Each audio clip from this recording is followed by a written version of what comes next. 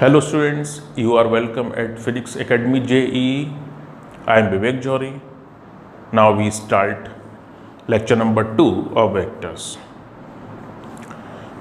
कल हम लोगों ने वेक्टर्स के टाइप्स कौन कौन से समझे थे?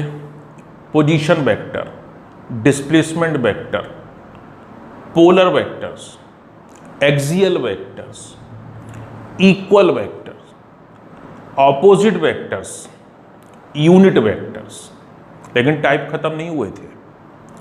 अब हम आगे शुरू करते हैं जिसमें एक आता है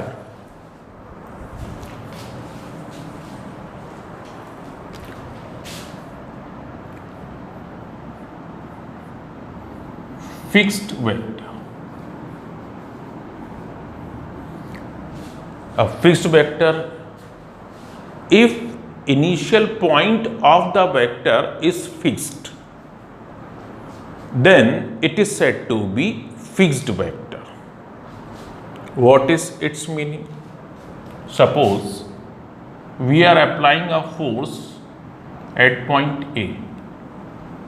We are applying a force at point A. So this is fixed vector because its initial point is fixed. Next type of vector, free vector.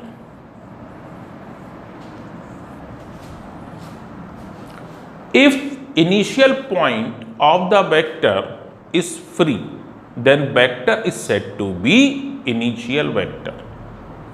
Example is velocity vector of a moving body in a straight line. So its initial point is not fixed. So this is free vector. So one is fixed vector, next is free vector. Now next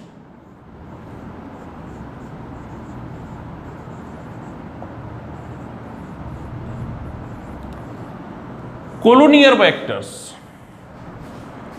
If vectors which act in a same line or along two parallel lines, then vectors are said to be collinear vectors. एक line में लगने वाले vector या उनका direction parallel हो तो ऐसे vector को हम क्या कहते हैं? कोलिनियर वेक्टर कहते हैं। If angle between the vectors is 0,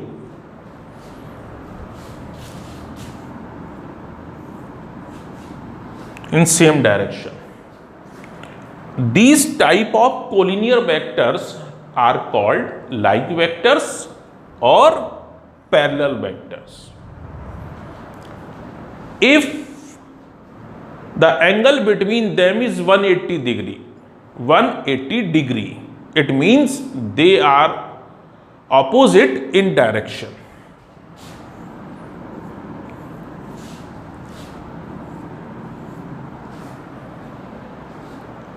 The angle between these two vectors are collinear vector, but the angle between them is 180 degree, then such collinear vectors are called unlike vectors or anti-parallel vectors. So this is fixed vector, free vector, collinear vector. Next,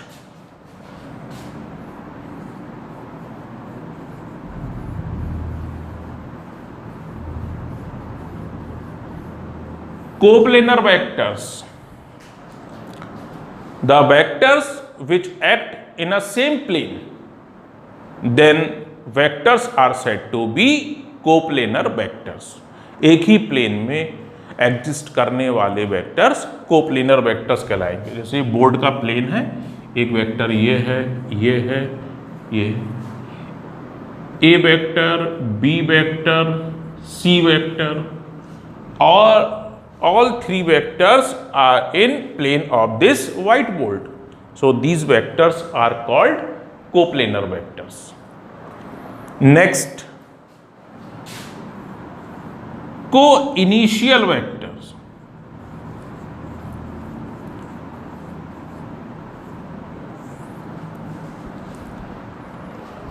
if initial point of all vectors is same, then vectors are called co-initial vector. A vector, suppose B vector C, A B C, this is the initial point and initial point of all vector is same, so they are called co-initial vector. अब आपके मन में आ सकता है कि sir ये coplanar हुए या नहीं हुए। देखो भाई, अगर ये सभी एक ही प्लेन में है तो कोप्लेनर भी हो जाएंगे को-इनिशियल के साथ।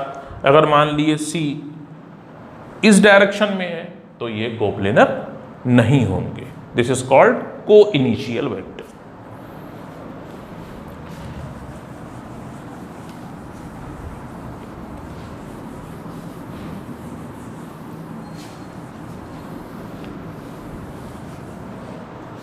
Now co-terminus vector, co-terminus vectors. If ending point of all vectors is common या is same, then all vectors are called co-terminus vector.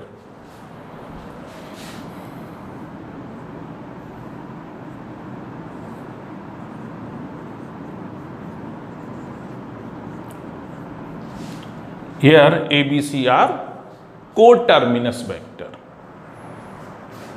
And last type is orthogonal vectors. Orthogonal vectors. If vectors are mutually perpendicular, then vectors are said to be orthogonal vectors. Suppose this is x direction, this is y, and this is z. A vector, B vector, this is C vector. Here A vector, B and C are orthogonal vectors. तो आप लोगों को जब भी अगर आप note करना चाहें तो टाइप्स ऑफ वेक्टर में इन टाइप्स को जहाँ भी पॉसिबिलिटी हो एग्जाम्पल जरूर दें। तो आपको ये याद करना है, और मैंने कल भी बात कही थी कि आप इसे समझिए, लर्न करिए, लेकिन भूलिए मत। बस एक यही सिंपल फार्मूला है, आपके एकेडमिक क्वालिफिकेशन बहुत एक्सीलेंट होना। एक एक्सीलेंट क्वालिफिकेशन के लिए भूलना मना है, और इसी के साथ साथ आप एक अच्छा स्कोर करेंगे अपने कंपटीशन में भी। तो कितने टाइप्स ऑफ वेक्टर थे, अब जरा आप मन में आपको इसको रिवाइज करिए कितने थे। मैंने शुरू किया था position vector, displacement vector, polar vectors, axial vectors, equal vectors, opposite vectors, unit vector, fixed vector, free vectors, co-initial vectors, coplanar vectors, co-initial vectors and co-terminus vector, and last orthogonal vectors. तो आपके पास कितने हो गए वो आप note कर सकते हैं, और इस तरीके से आप इसे लिख सकते हैं। अब यहाँ पर एक, जब मैंने ये ऑर्थोगोनल वेक्टर बनाए तो यहाँ पर एक पॉइंट आ रहा है, वो भी आप समझ लिए।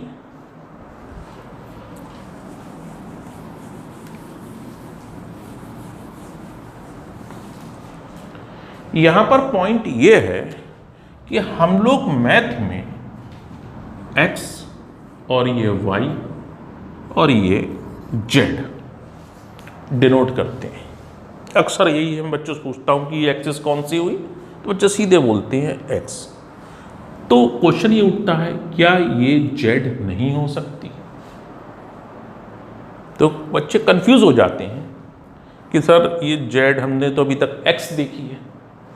तो इस एक्सिस को हैं तो तीनों म्यूचुअल परपेंडिकुलर, लेकिन कौन सी का नाम x दिया जाएगा, किसका नाम y और किसका नाम z दिया जाएगा, उसका भी एक रूलिंग है। आप इनमें से कोई से दो एक्सिस खुद मान लो, 1 2 3 हैं, इनमें से कोई से भी दो नाम आप दे दीजिए। सपोज हमने ये दो नाम दे दिए x और y, तो तीसरा ये z होगा। ये कैसे निकलेगा? x क्रॉस y, अगर x डायरेक्शन का राइट हैंड इसको रूल से क्रॉस y किया जाए तो वो जो भी डायरेक्शन आएगा उस डायरेक्शन में पॉजिटिव z होगा। फिर सुनिए, positive x direction cross positive y direction by using right hand screw rule, it will decide the positive z direction. कैसे, इसको समझिएगा। स्क्रू ड्राइवर की अगर हम बात करें तो स्क्रू ड्राइवर तो हमें नहीं दिख रहा है भाई यहाँ पर, और एक पेन, हाँ पेन तो दिख रहा है भाई। देखिए ये आप मान सकते हैं कि x है, ये y है। आप एक्स वाई प्लेन के परपेंडिकुलर, ये स्क्रू ड्राइवर की जो एक्सिस है वो उस प्लेन के परपेंडिकुलर रहनी चाहिए। अब एक्स डायरेक्शन को वाई की तरफ रोटेट कर दीजिए। जब आप रोटेट करेंगे तो स्क्रू ड्राइवर ऐसे घुमाना पड़ेगा आपको। हमने ये घुमाया स्क्रू ड्राइवर ऐसे, कभी आप प्रैक्टिस करके देखिएगा ऐसे, तो स्क्रू ड्राइवर की टिप इधर बढ़ेगी। फिर से समझिए आप, x है ये y है, मैं आपकी पोजीशन में खड़ा हूँ तो मैं पेन को इस तरीके से स्क्रू ड्राइवर को रखूँगा और x डायरेक्शन को y की तरफ रोटेट करूँगा। इस स्क्रू ड्राइवर को रोटेट करना है। जब स्क्रू ड्राइवर को आप रोटेट करेंगे, किसी भी स्क्रू ड्राइवर को अगर आप ऐसे रोटेट करेंगे तो ज़रा ध्यान कीजिए उसकी टिप किधर बढ़ेगी, इधर बढ़ेगी। वो डायरेक्शन क्या होगा? Positive z। अब इस डायरेक्शन को हवा में तो हम मेंशन कर नहीं सकते, ये वही चीज़ है, ये डायरेक्शन बोर्ड पे हम ऐसे ही दिखा पाएंगे, तो ये पॉजिटिव z है। दूसरा पॉइंट लेते हैं, मान लिए इसे x मान लेते हैं और इसे y मान लेते हैं, तब z कौन सा होगा? फिर स्क्रू ड्राइवर रखिए। स्क्रू ड्राइवर रखने का तरीका क्या होगा? x y के प्लेन के नॉर्मल रहे क्या? स्क्रू ड्राइवर की एक्सिस। x को y की तरफ घुमाइए, अब आपको ऐसे घुमाना पड़ेगा।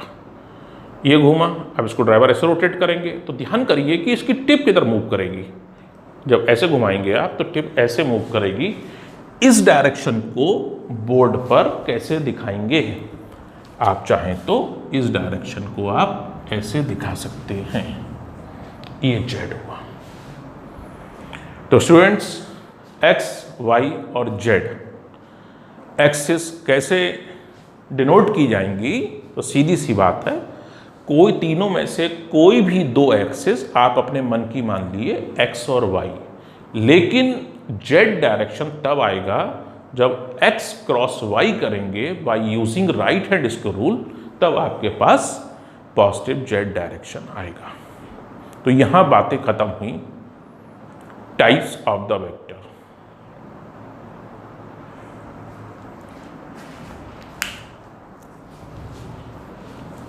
टाइप्स ऑफ वेक्टर में शायद एक चीज छूट रही है बाय मिस्टेक मुझसे।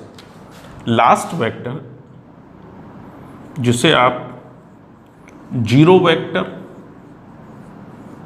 और नल वेक्टर कहेंगे, ये लास्ट में आप ऐड कर सकते हो। जीरो वेक्टर और null vector. A vector whose magnitude is zero, then vector is said to be null vector या जीरो वेक्टर। और दिखाने का तरीका डिनोट करने का ऐसे सिंपली, हम कभी कभी एरो नहीं लगाते, जीरो लिख देते हैं, लेकिन कायदे में सही है कि अगर जीरो एक मैग्नीट्यूड की जिसकी वैल्यू जीरो है, ये बता रहा है जीरो वेक्टर है। अब यहां पर क्वेश्चन ये उठता है कि जीरो वेक्टर का कोई भी डायरेक्शन होता है। हम ये कह रहे हैं डायरेक्शन तो होता होगा, लेकिन हम उसे सर्टिफाइड नहीं कर सकते। तो क्वेश्चन उठता है कि हम क्यों सर्टिफाइड नहीं कर सकते। उसका कारण है कि जीरो वेक्टर किसे कहते हैं, जिसका मैग्नीट्यूड जीरो हो।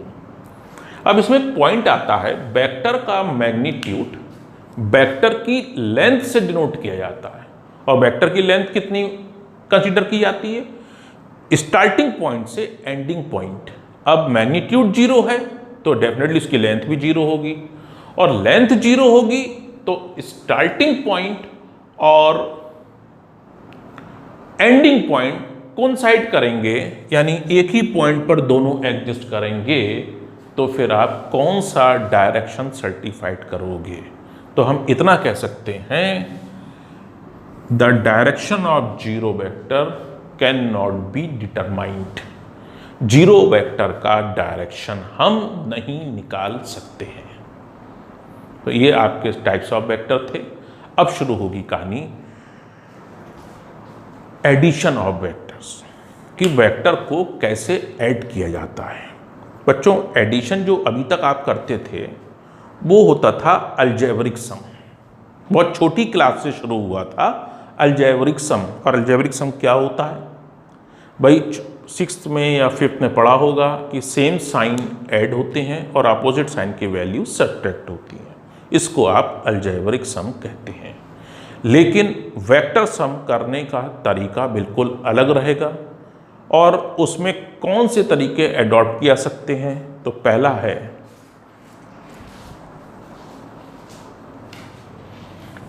First triangle law of vector addition. तो हम बात कर रहे हैं वेक्टर एडिशन की, और यहां पर हम पहला मेथड ले रहे हैं triangle law of vector addition.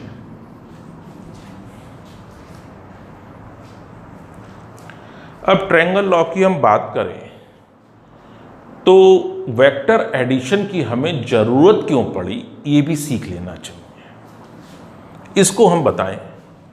मान लिए ये एक ट्रांसपेरेंट रॉड है, मतलब एक रॉड, ग्लास की रॉड समझ लें, जिसमें दिखाई दे रहा है हमें। इसमें एक बॉल रॉड के अंदर v1 वेलोसिटी से आपके हिसाब से बोर्ड पे लेफ्ट टू राइट मूव कर रही है। ठीक हो गया। इसके साथ साथ ये पूरा रॉड का सिस्टम v2 वेलोसिटी से डाउनवर्ड फॉल कर रहा है, गिर रही है।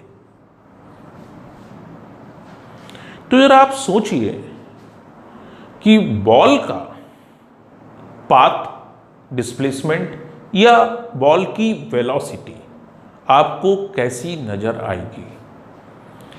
रॉड के अंदर कोई भी पर्सन बैठा हो, उसको ये एक्सपीरियंस नहीं होगा, और वो रॉड के अंदर जो पर्सन है वो कहेगा कि वेलोसिटी, ये बॉल इस डायरेक्शन में मूव कर रही है। ठीक हो गया। B2, अब एक पर्सन बाहर है, उसे रॉड नहीं दिखाई दे रही, इतनी ट्रांसपेरेंट है, रॉड दिखाई नहीं दे रही है, तो उसे बॉल का पाथ कैसा दिखाई देगा वो समझिए। बॉल का पाथ ये दिखाई देगा। अब नहीं, ऐसा क्यों दिखाई देगा, उसका कारण है। मान लिए ये v1, 1 सेकंड में बॉल कितना डिस्प्लेसमेंट आ जाएगा, यूनिट टाइम का डिस्प्लेसमेंट वैल्यू में वेलोसिटी के बराबर होता है, इतना आ जाएगा। लेकिन इसके साथ साथ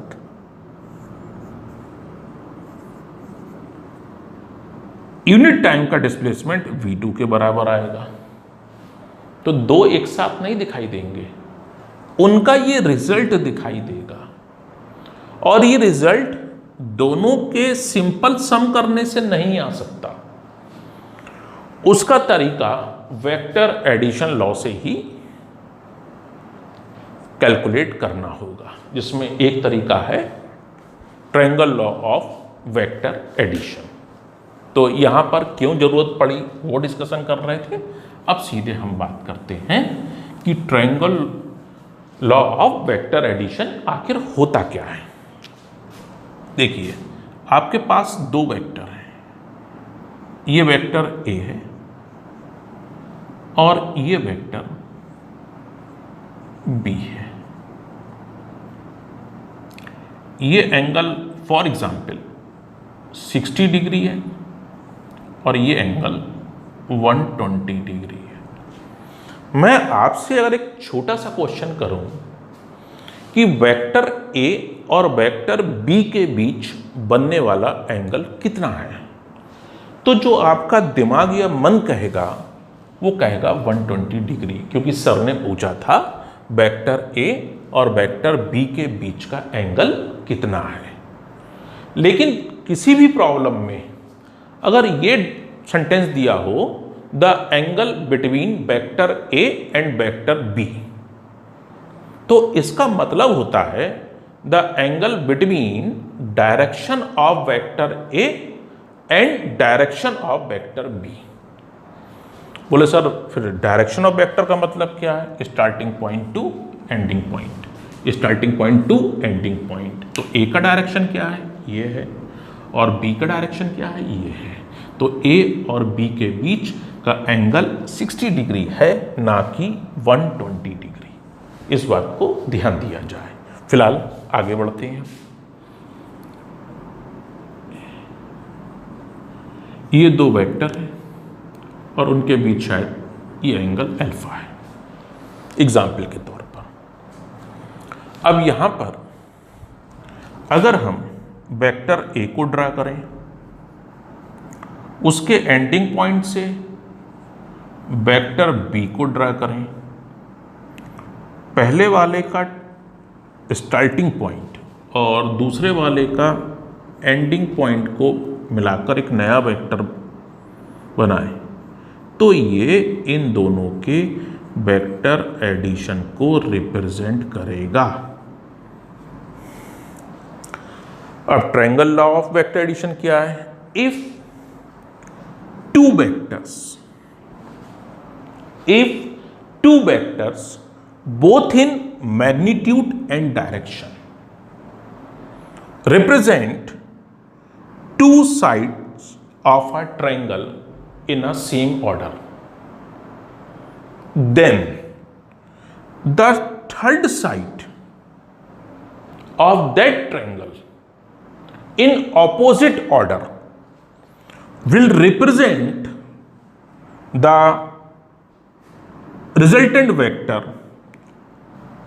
of these two vectors, या the resultant of these two vectors. This is known as triangle law of vector addition. फिर से सुनिएगा, सेम ऑर्डर का बात क्या है? पहले यहाँ से आगे का एक ऑर्डर लिया, ट्रायंगल में आप ऐसे जा रहे थे, और अपोजिट ऑर्डर में क्या है? जब अगला बनाई साइड तो आपने उसके उल्टे रोटेशन में बनाई। तो what is triangle law of vector addition? If two vectors both in magnitude and direction represent two sides of a triangle in a same order, then the third side of that triangle in opposite order will represent the resultant of these two vectors. तो ये तो law हो गया, statement हो गया। अब बोले sir फिर रिजल्ट फाइंड कैसे करेंगे? भाई देखो, फाइंड करने के कई तरीके हो सकते हैं। उनके मैग्नीट्यूड और डायरेक्शन के अकॉर्डिंग आप ट्रायंगल को फॉर्म करिए, इसको मेजर कर दिए तो उसकी वैल्यू आ जाएगी, यानी मैग्नीट्यूड आ जाएगा।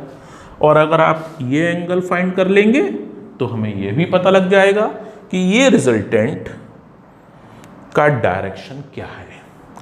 मैंने क्या कहा, आप दो वेक्टर जो दिए गए थे उन्हें ड्रा करिए और उसके बाद ट्रायंगल को पूरा करिए। ये जो साइड आएगी आपके पास उसकी लेंथ फाइंड कर लिए, वो वेक्टर आर की वैल्यू यानी मैग्नीट्यूड को रिप्रेजेंट करेगी, और ये थीटा फाइंड कर लेंगे तो वो उसके डायरेक्शन को बताएगी। ये तो एक तरीका हुआ। आप कोई भी मैथमेटिक्स या ज्योमेट्री भी लगाकर इस साइड की लेंथ निकाल सकते हैं, वो आर के मैग्नीट्यूड को बताएगी, और कोई भी ज्योमेट्रिकल कंडीशन लगाकर थीटा निकाल सकते हैं तो वो आपको उसका डायरेक्शन भी शो करेगी। तो इस तरीके से बात हो रही थी triangle law of vector addition. तो मैंने कहा था कि जो इलेक्ट्रिक करंट है वो स्केलर क्वांटिटी होती है, जबकि उसका मैग्नीट्यूड होता है और डायरेक्शन भी होता है, क्योंकि वो वेक्टर एडिशन लॉ को ओबे नहीं करती। इसका मतलब क्या है? इसका मतलब है अगर मान लिए ये 6 एम्पियर करंट है और यहाँ से आई 4 एम्पियर करंट, एंगल चाहे कुछ भी हो, जो रिजल्ट आएगा वो 10 एम्पियर का ही आएगा। यहाँ फर्क आ जाएगा। अल्फा की वैल्यू जैसे जैसे बढ़ती जाएगी इसकी थर्ड साइड की लेंथ कम होती जाएगी, और साथ ही साथ ये एंगल भी चेंज होगा। यानी दोनों वेक्टर्स के बीच का एंगल भले ही वैल्यू सेम रहे, जो है वही रहे, लेकिन अगर उनके बीच का डायरेक्शन यानी कि उनके बीच का एंगल चेंज करोगे तो ये थर्ड साइड की लेंथ भी चेंज होगी और डायरेक्शन भी चेंज होगा। इसका सीधा मतलब है कि उनके रिजल्टेंट का मैग्नीट्यूड भी चेंज हो जाएगा और उसका डायरेक्शन भी चेंज हो जाएगा। तो आज यहीं तक, कल आगे बात करेंगे। दूसरा तरीका भी है ऐड करने का, उसे पैरेललोग्राम मेथड कहते हैं, फिर एक पॉलीगॉन मेथड है, फिर उसके बाद हम बढ़ेंगे सब्ट्रैक्शन की तरफ। तो मेरी रिक्वेस्ट है कि आप अगर इसको लेक्चर वाइज तैयार कर रहे हैं तो आप एक एक हेडिंग लिखिए और उसे रिवाइज करिए। वीकली एक दिन रख सकते हो जिसमें आप जितना वीकली तैयार किया उसे रिवाइज कर लिए, क्योंकि एक ही सिंपल फंडा है बच्चों कि जितना तुमने तैयार कर लिया उसको मत भूलिए, उसे रिवाइज करते रहिए, और जिसे एट ए टाइम यानी कि अगर कल पेपर है तो आप एक ही दिन में सारा रिवाइज कर सकें, ऐसी पोजीशन लाइए। और अगर आपको समझ में आया अच्छी बात है और आप सेटिस्फाई हैं तो ज़रूर शेयर करिएगा, लाइक करिएगा और कोई कमेंट लिखिएगा। इतना ही कह सकते हैं। तो कल थर्ड लेक्चर के लिए मिलेंगे, और आपको विश्वास दिलाता हूँ ये कि लेक्चर आते रहेंगे ये 30 मिनट के आसपास के, और आप टॉपिक सीख सकते हो। अगर आपको कहीं कोई बात पूछनी है तो कमेंट लिखकर आप मुझसे कह सकते हैं। थोड़ी हो सकता है कि शुरू के वीडियो में ऑडियो या वीडियो क्वालिटी ठीक नहीं हो, वो इम्प्रूव लेक्चर टू लेक्चर हो जाएगी, क्योंकि मैं भी देख रहा हूँ, क्योंकि मैं कोई वीडियो मेकर नहीं हूँ, एक सिंपल टीचर हूँ। तो हो सकता है इस टाइप की कमी रह गई हो, लेकिन ये नेक्स्ट लेक्चर या उसके 2-3 लेक्चर के बाद ये कमियाँ दूर होती चली जाएंगी। Thank you.